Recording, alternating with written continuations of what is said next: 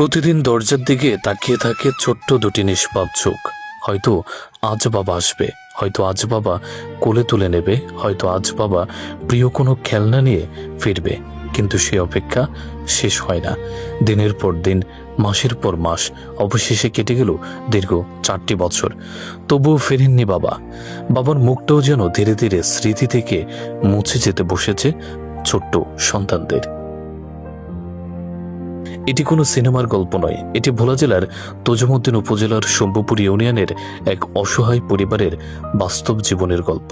পরিবারের দাবি, নূরনবী জীবিকার তাগিদে ঢাকায় গিয়েছিলেন ফেরি করে বিক্রির মালামাল কিনে বাড়িতে এনে বাড়ি বাড়ি বিক্রি করার উদ্দেশ্যে। তিনি বাড়ি থেকে রওনা দেন, কিন্তু সদরঘাটে পৌঁছানোর পর থেকে তার সঙ্গে পরিবারের সব ধরনের যোগাযোগ বিচ্ছিন্ন হয়ে যায়। এরপর শুরু হয় দীর্ঘ অপেক্ষার আর খোঁজাখুঁজি। আত্মীয় স্বজন, পরিচিত জন, সব জায়গায় খোঁজ নেওয়া হয়েছে, কিন্তু আজও নূরনবীর কোনো সন্ধান মেলেনি।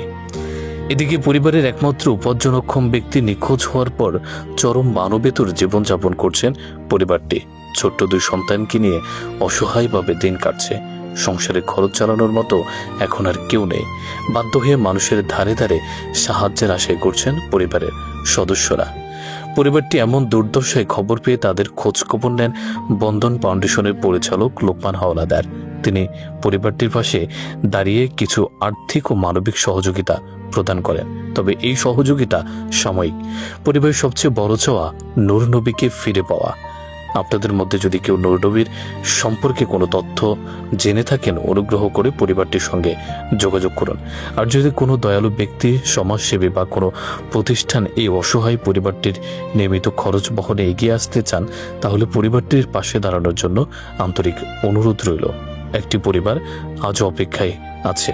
হয়তো কোনো একদিন দরজায় কড়া নাড়বে সেই হারিয়ে যাওয়া মানুষটি। হয়তো আবারও 2টি শিশুর মুখে ফুটবে বাবা ডাকের হাসি।